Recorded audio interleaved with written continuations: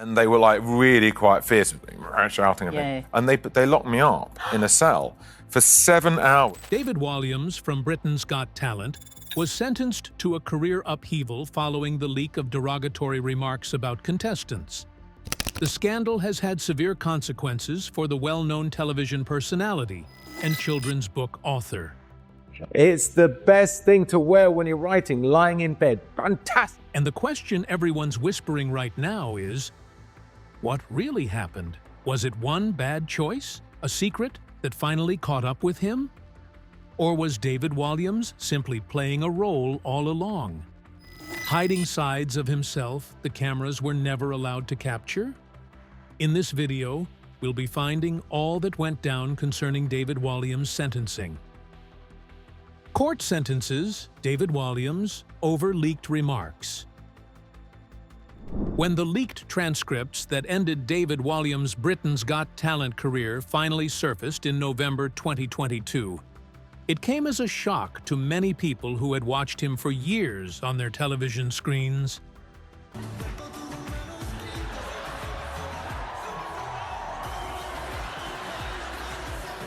The Guardian published details of the remarks, and suddenly, the light-hearted, cheeky image he had built over the years was overshadowed by offensive and vulgar comments that were made during filming breaks. It was reported that these recordings, which were actually captured nearly 3 years earlier, would go on to permanently change the direction of his television career. One might ask, how could words spoken off stage, in moments he believed were private, have such a lasting impact on such a successful career? Yet, that is exactly what happened, and it served as a reminder of how quickly reputations can crumble once the public hears what was never meant for their ears. The transcripts revealed details that left many stunned. It turned out that during a January 2020 recording at the London Palladium, Walliams was overheard making harsh comments about contestants. For instance, he referred to an elderly performer as a cunt not once, but 3 times after the man had walked off the stage following an unsuccessful audition. This remark was particularly jarring because the elderly contestant had only engaged in light-hearted banter with the judges and had even made a playful jibe at Walliams himself. Instead of taking it in stride, Walliams responded in a way that many saw as unnecessarily cruel. It made people wonder, was this the same man audiences had always seen as the funny, family-friendly entertainer on their screens? What really happened to David Walliams? One day, he was a star on Britain's Got Talent. The next, he was gone. And now, sentenced. Is this goodbye forever? Or is there more to the story? Stay with us till the end to uncover the truth. But the revelations did not stop there. The transcripts also captured sexually explicit remarks. He's gone for Amanda because, oh, David. You've actually crossed the line. Good. Christopher's upstairs. David, Walliams made about a female contestant after her performance ended.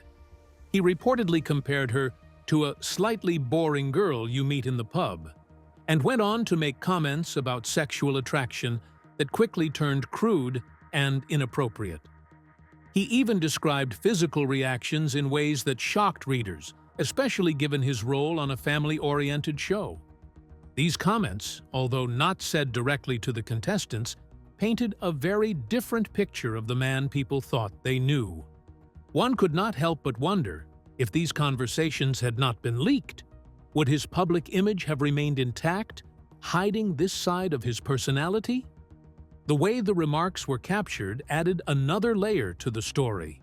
The judges on Britain's Got Talent always wore microphones during filming sessions, and those microphones, which were intended to capture their discussions while seated at the judge's desk, remained on for much longer than many might expect.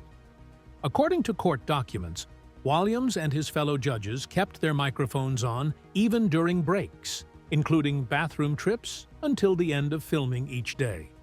Walliams later said he assumed the recordings only ran when contestants were on stage, or when specific behind-the-scenes segments were being filmed.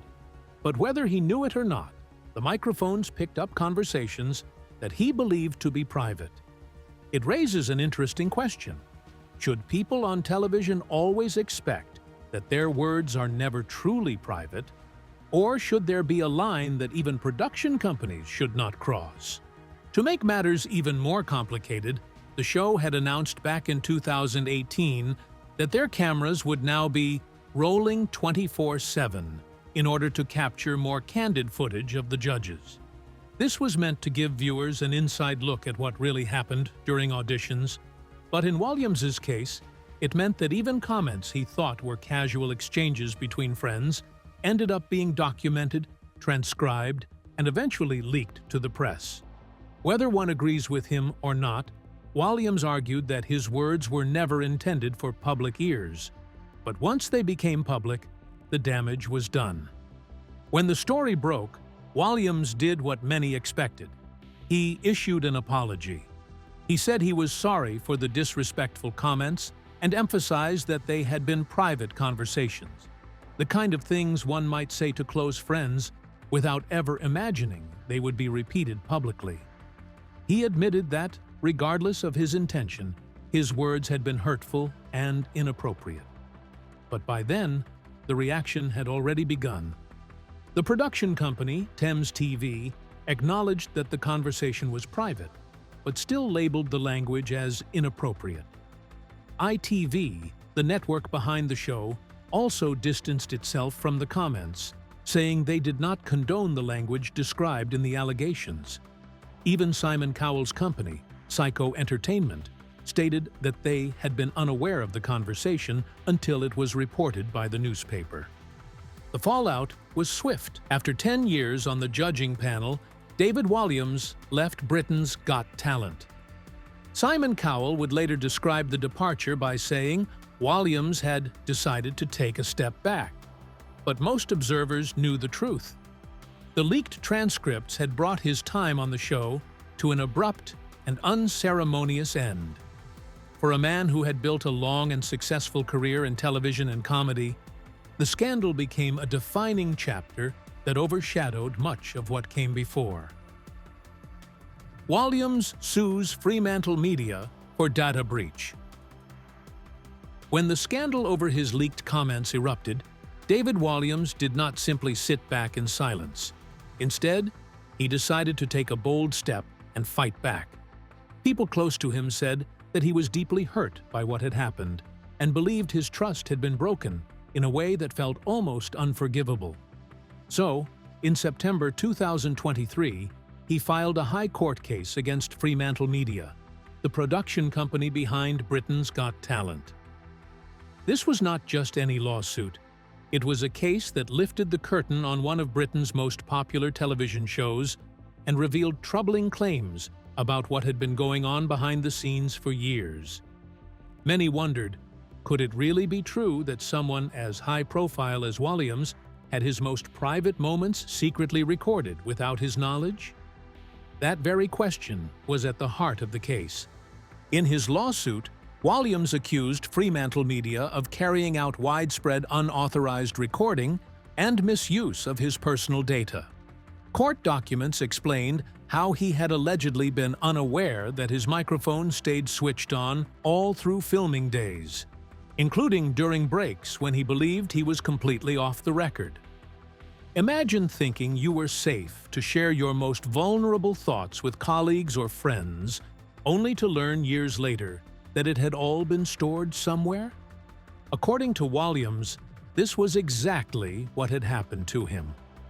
Over his decade as a judge, highly personal conversations were recorded, including painful reflections on his struggles with food addiction, the grief he felt after his father's death, the heartbreak of his wife leaving him, and other private matters he never dreamed would reach the public.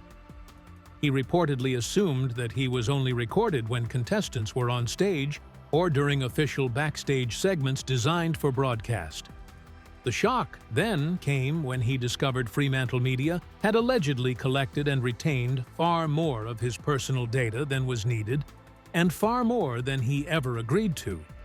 His legal arguments were equally sharp and detailed. Walliams formally accused the company of misusing his private information and breaching both the UK General Data Protection Regulation, UK GDPR, and the Data Protection Act, 2018. He was not simply asking for an apology, he wanted justice in concrete terms. First, he demanded the erasure of every piece of personal data that the company still held on him. Second, he sought damages, not only for the distress caused, but also for the financial loss, and what his legal team described as psychiatric harm, and loss of control of his private information. It was revealed in the court papers that the toll on his mental health had been profound. His psychiatrist, Dr. Mark Collins, stated that Walliams had been plagued by uncontrollable negative thoughts, and, as a result, had to increase the doses of medication he was already taking for depression, anxiety, and sleep-related issues. And if that were not enough, his financial life took a heavy hit. Records showed his earnings had nosedived from £3.7 million in 2022 to just £101,800 in the first 5 months of 2023.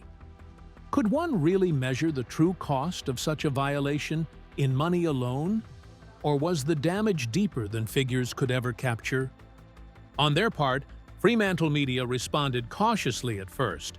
A spokesperson expressed surprise and sadness at the lawsuit, stressing that they had enjoyed a long and productive working relationship with Walliams. They added that they were open to dialogue in hopes of resolving the matter amicably, but, at the same time, made it clear they were prepared to defend themselves robustly if needed. The company seemed to walk a fine line between regret and self-protection, which made the public wonder if they were more concerned about preserving their reputation than addressing the personal harm done. However, by November 2023, things took a turn. The dispute that had been playing out so publicly finally reached a settlement. Fremantle Media issued a statement that acknowledged responsibility, openly apologizing for the distress Walliams had suffered. They admitted, "We are sincerely sorry that his private conversations when a judge on Britain's Got Talent were published, and the great distress this caused David." They also promised to review their production practices to ensure future protection of talent's privacy, while still meeting the show's requirements. The terms of the settlement were kept confidential, but its very existence signaled that the company recognized fault to some degree. Which brings us to the most fragile human side of this saga: the mental health fallout that followed a scandal too big, too raw, and too personal to simply walk away from. Stay with us till the very end, because what comes next may just change how you see the entire ordeal. Mental health fallout follows public scandal. The controversy surrounding David Walliams and the leaked comments from his time on Britain's Got Talent has gone far beyond the public headlines and courtroom drama. It has quietly but deeply taken a toll on him in ways that most people cannot see. According to court documents, the former judge has endured serious psychological struggles since leaving the show, struggles so heavy that he has openly spoken about their impact on his mental health. He revealed through high court papers that he has been experiencing active self-harm thoughts, describing a return of severe depression that has left him feeling fragile and devastated. He admitted that life has felt like a constant battle with his own mind, a fight that has robbed him of peace and stability. It was reported that he confessed to the court that he has been overwhelmed by feelings of hopelessness, a state of mind that he described as one of the darkest places he has ever been. And when someone who has spent years making people laugh begins to admit that he no longer finds light in his own life, does it not force us to pause and think about the weight of fame and public scrutiny? This was not the first time Walliams had been candid about his mental health battles. Long before this legal controversy, in his 2012 autobiography Camp David, He wrote about his history with depression. He painted a picture of nights filled with unbearable loneliness, describing how at 4 in the morning he felt totally alone, with no one to call and nowhere to turn. He explained that it was not just sadness, but also fear of life, fear of death, fear of love, fear of everything. He went further to share the haunting memory of a self-harm attempt during his university days. He explained that the depression had weighed down on him so heavily that it felt impossible to carry on. His mother once discovered him lying lifeless after an overdose, a moment that left scars not only on him but also on her, as she was forced to witness the fragility of her son's existence. This history, when seen alongside his present struggles, raises the question: has he been fighting the same storm all along, only for it to resurface with even more force? To shed light on the current state of his mental health, his longtime psychiatrist, Dr. Mark Collins, provided expert testimony in court. Dr. Collins, who has treated Walliams for years, stated that this might be the worst episode of depression Walliams has ever faced since they first met. He emphasized that the leak of transcripts has had a profoundly damaging effect, leaving Walliams unable to sleep properly and constantly plagued by uncontrollable negative thoughts. Dr. Collins explained that his patient has been tormented by active self-harm thoughts and has had to be prescribed stronger doses of medication for depression, anxiety, and sleep problems. One cannot help but ask, if a man who has lived his life in the public eye, adored by millions, can still be this haunted by his inner battles, what does that say about the hidden struggles people carry behind their smiles? The damage has not been confined to his private life alone, but has spilled into his career as well. And here's where the bigger picture comes in, because this isn't just about one man's pain. It's a mirror held up to an industry that thrives on entertainment, but often overlooks the cost. Keep watching, because the deeper we go, the harder it becomes to ignore the growing storm. Industry faces scrutiny over reality TV ethics. The controversy surrounding David Walliams may have made headlines, but when one looks closer, it becomes clear that the scandal is just a small part of a much wider issue. The reality television industry, especially the one shaped by ITV, has a long and complicated history of raising ethical questions about how contestants are treated. People often wonder, is it only about one man's bad judgment? Or does it point to something far deeper that has been overlooked for years? The truth is, ITV's shows have been called out repeatedly, and the criticisms are not new. Back in 2019, Love Island alone brought in thousands of complaints to Ofcom, with viewers accusing the show of allowing misogynistic behavior from some male participants to play out on screen. Around the same time, The Jeremy Kyle Show faced its darkest moment when a guest tragically died after filming, a moment so serious that it led to the program being pulled off air entirely. In response, ITV tried to reassure the public by announcing improved duty of care rules, but many people still wondered whether these changes were too little, too late. Former contestants themselves have spoken about their experiences, and their accounts raise more troubling questions. Rebecca Ferguson, once a hopeful singer on The X Factor, described the way contestants were treated in a way that sounded both harsh and heartbreaking. She said they were mentally manipulated, bullied to the point of tears, and made to feel powerless in a world where producers held all the control. She even went as far as claiming that when she asked ITV to investigate these patterns of mistreatment, her request was ignored. If ITV insists that participant welfare is their top priority, why do so many former contestants walk away with stories that suggest otherwise? Isn't that a contradiction that cannot be brushed aside so easily? What makes things even more unsettling is how deliberate some of the behind-the-scenes strategies seem to be. The Guardian once revealed that BGT kept casting lists labeling some contestants with the chilling phrase "buzz off" or BO. This meant they were placed on stage not for their talent, but simply to fail and entertain through humiliation. Imagine being told you were only put through because you were so unlikable. What kind of message does that send about fairness or even human decency? Former employees have confirmed that these tactics were not just a one-time thing, but carried on for years, at least until 2016. Even some producers openly admit what many viewers long suspected. The shows are manipulated from the very start. Contestants are often typecast before they even appear on screen. One producer bluntly said that when someone gets cast, it's been decided who you are going to be. The ways contestants are influenced and controlled are just as concerning. Reports suggest they are sometimes given too much alcohol while food is kept limited, making them more emotionally fragile.